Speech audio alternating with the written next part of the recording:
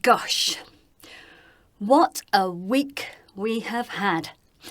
A demonstration of how to gaslight politicians and the great British public right at the very heart of our democracy, Westminster. And I am shocked to the core. And guess what? I'm not talking about Boris. No, I'm Frances Carr, a once alienated mum, but now advocating for parents and children who are traumatised by family breakdown, family courts, and now our politicians. And I am speaking out because they can't.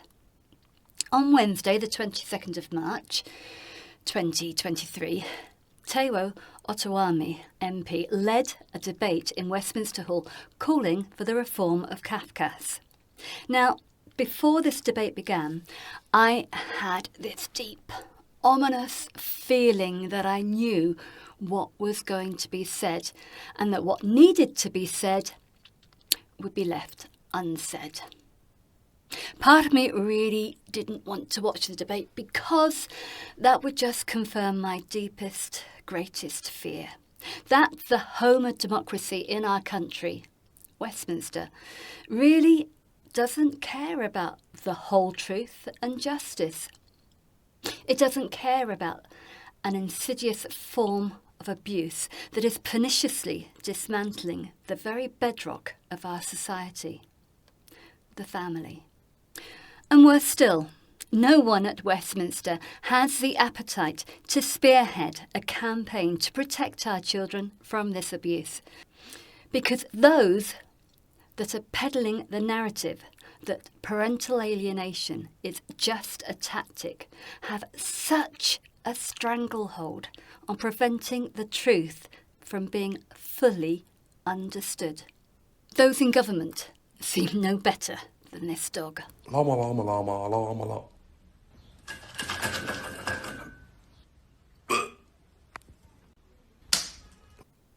I feared it would be a one-sided debate and only portray mums as victims. I was right. Yet, the recent deaths of Star, Logan, Arthur clearly demonstrate that mums can be violent and abusive too. But no. That wasn't significant enough to be mentioned. The lack of compassion and empathy in the debate is deeply disturbing, which is why it took me 3 days to muster the courage to watch it, and the failure to even mention parents like myself is utterly appalling. So before I start, I'm going to do a little statistical analysis of Hansard and see how many times words were mentioned. But I'm going to play it a little bit like a game of Pointless. Welcome to Pointless, the game where we aim for the obscure and we ignore the obvious. Because we need some humour, because that keeps us grounded, I think. So, here are some of the words or phrases that could have occurred in the debate. So we have family. Now that occurred a good 82 times. Children or child were mentioned 75 times. And mum was mentioned 12 times. Even milkman got a mention. They got a mention 7 times. But shared or co-parenting... Is that right?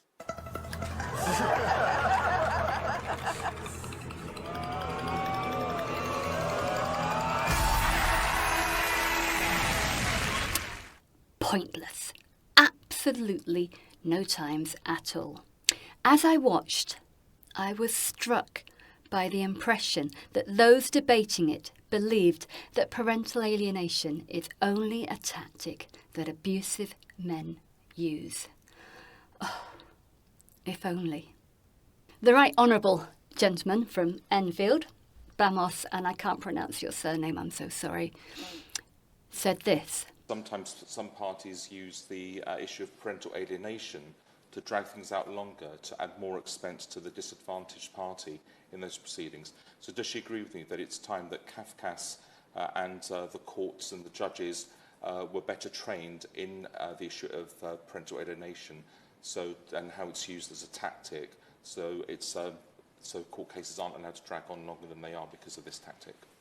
Taiwo Owatemi said, I would like to pay tribute to the team at the University of Manchester, whose recent research has revealed the dark and rotten roots of this commonly employed tactic. the colleagues or the academics at Manchester University, better known as Shearer Research. I just have to ask the question, what about the victims, like me? Don't we get a mention? The dads, the mums, the ones that have been victims of parental alienation, not victims of false allegation of parental alienation. The victims of parental alienation will tell you that abusive parents use alienating behaviours as a tactic of choice to abuse their partners post-separation. Not just allegations of alienation. No, we're talking allegations of abuse or mental incapacity with absolutely no evidence to substantiate these allegations, and weaponising their children to reject a safe parent. This is psychological child abuse. Where was that mentioned in the debate?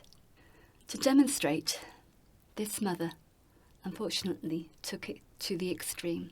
The children affected by parental alienation have lost part of their family as well as a much-loved parent. They then have the shame of having rejected them later on in life. And parents have spent everything to fight for their children.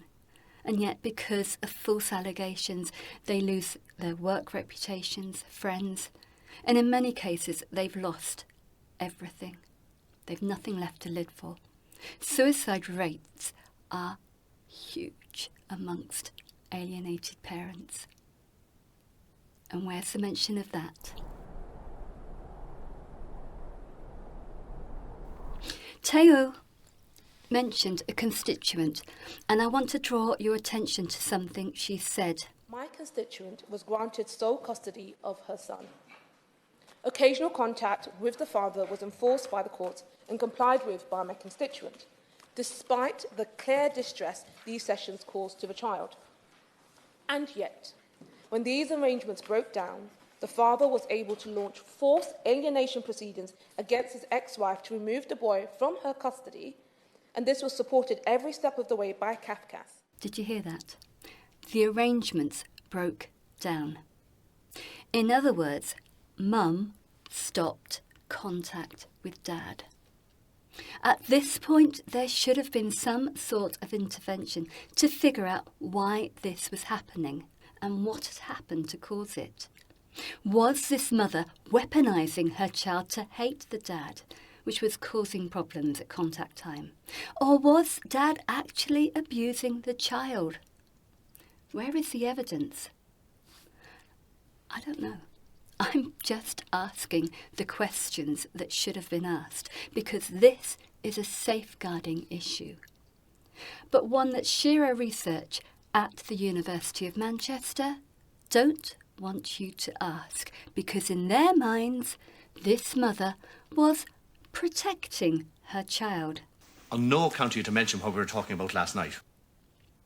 Now, let's remind ourselves of what Baroness Meyer said about parental alienation when, unfortunately, she had to withdraw her amendment to the DA Act in March 2021, 2 years ago. I have to say that with the conclusions now, I realise that my job hasn't been done whatsoever, that there is still a huge misunderstanding about what was the point of my amendment and what parental alienation, call it as you want, is about.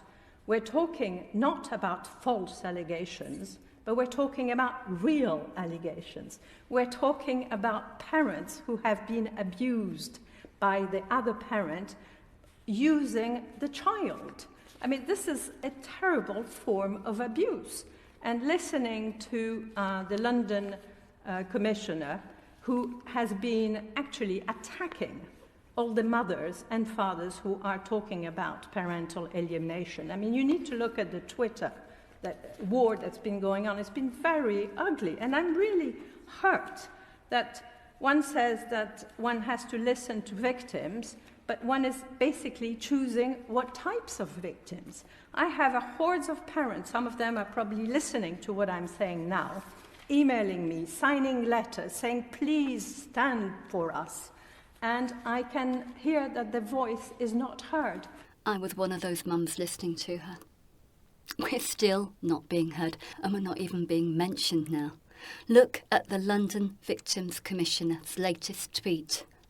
2 years ago, Baroness Meyer also mentioned the need for experts. And courts obviously need a little bit more training, but because this issue is so complicated, we also need to have psychiatrists in there. Now, according to Jess Phillips, it's not that complicated at all.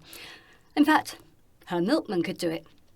And on to the efficacy point, I wish to point out that the people who we are relying on to make the judgment of parental alienation, I mean, it might as well be my milkman. That's literally how qualified they are. Now, I have seen the CV of the expert at the heart of the recent Hannah Summers report. Now, I don't know a milkman who is a member of the Academy of Experts, who has a bachelor's degree and 2 master's degrees, and 2,000 hours of attachment theory training with the likes of Patricia Crittenden, and has consulted and spoken on many significant government reports and conferences with Lord Laming and Theresa May. Now, that is some kind of milk round. Baroness Meyer tried to enlighten the government 2 years ago. And I think there is a deep misunderstanding about what is an alienated, or whatever you call it, child.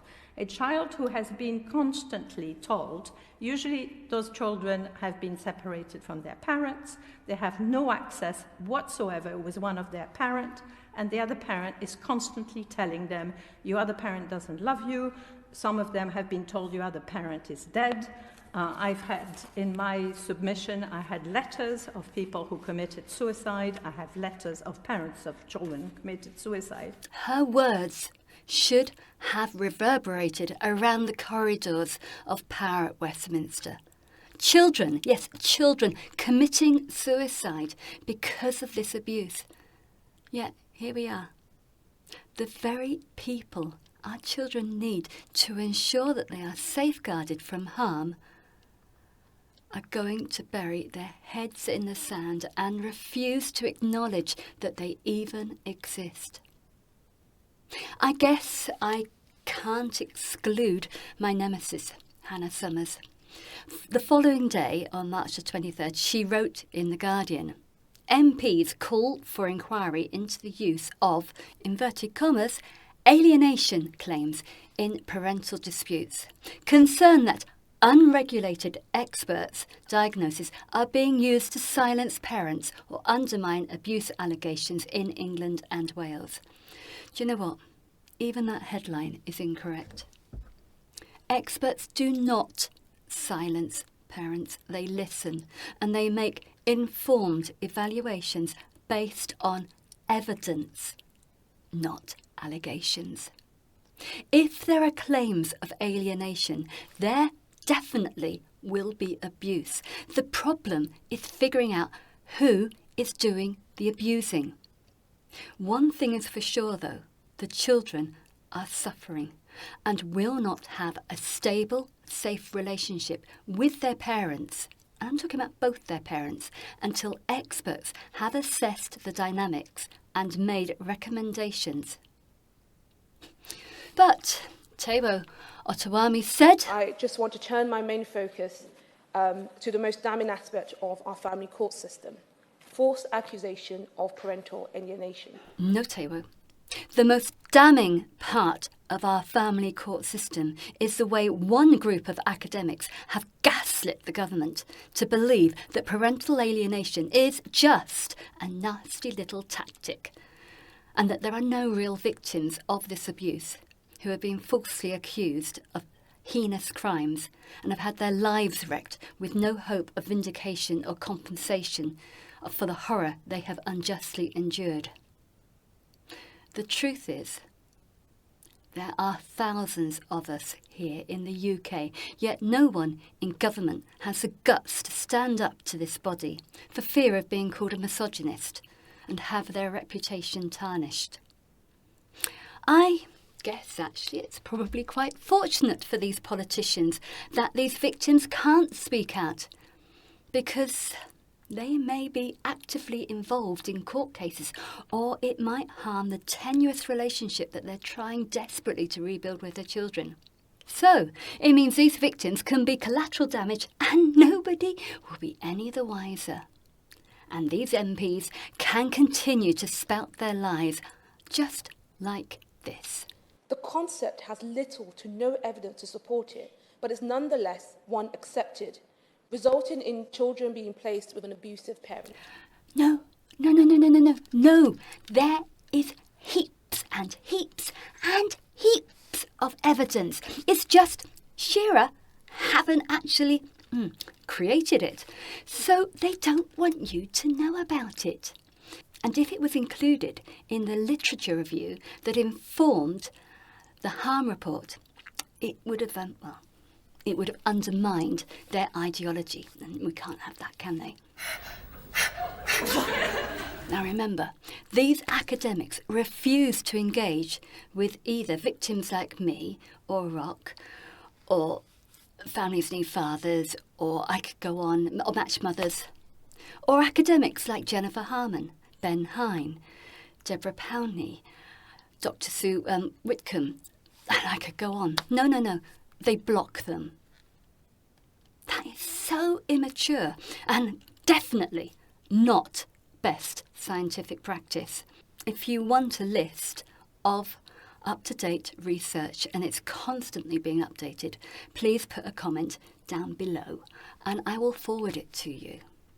Taiwo says, Not only are utterly unqualified individuals being allowed to testify as supposed experts in these cases, Cafcass too has overseen the rise in such false allegations.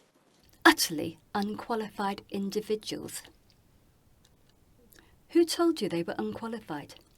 Shearer? Adrian Barnett? If you had asked Dr. Patricia Crittenden, I am sure she would have given you a very different answer about the expert in question. But you didn't. Shame on you. Thanks to the deeply embedded pro-contact culture of Cafcass. And there we finally have it. Pro-contact culture, as if it's a bad word. Seriously, what is wrong with healthy contact between both parents and their children after separation? Evidence is abundantly clear that children thrive best with a good relationship with both parents after separation. And if you don't believe me, read this statement from the NSPCC. Children tend to do best when they have contact with both parents, and they have the right to maintain contact with both unless it's not in their best interest. Now, remember, they're talking about the child's best interest here, not the parents, because it's their job to protect children from cruelty.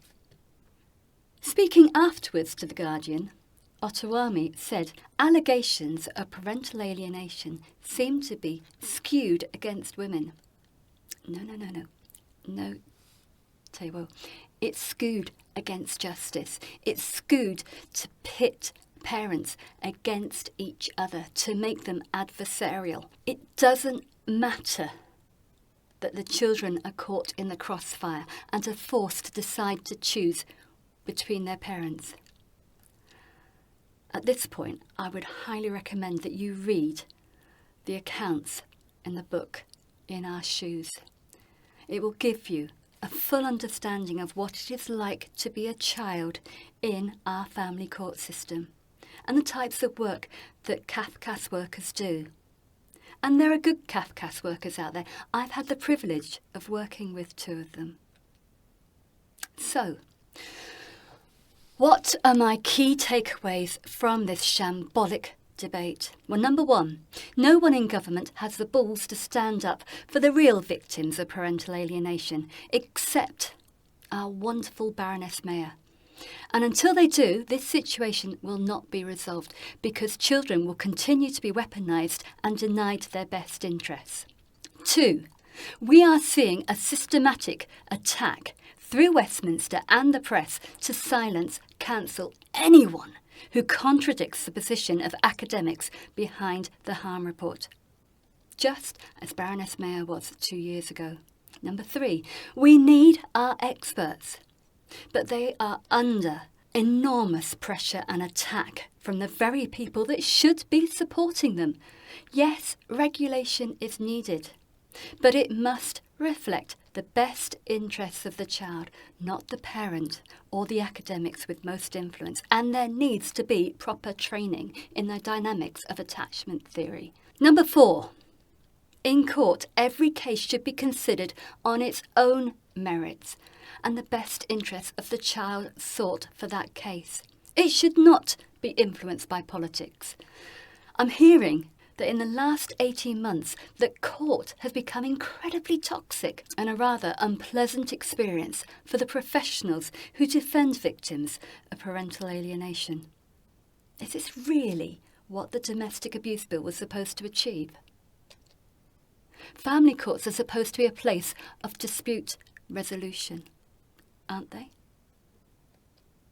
Number 5, there is a desperate need for our politicians to have a holistic understanding of the issues that are causing this heinous abuse, and that they are not gaslit by rather well-funded academics and domestic violence lobbies that are informing the violence against women and girls debate at the expense of our men, boys, and, I would add, women like me.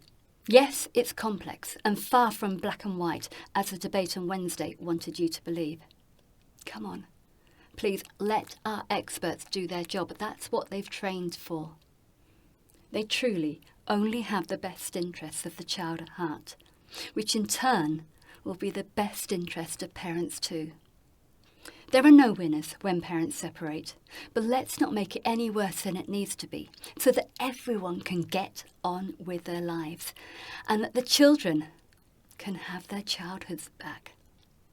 And if experts are like this milkman, well, I'd be really impressed. 2 semi-skimmed, 1 silver top, number 18. Oh, rice pudding tonight. Let's. What are you playing at? You know they're away for a fortnight. But next door want 2 extra. Go on then.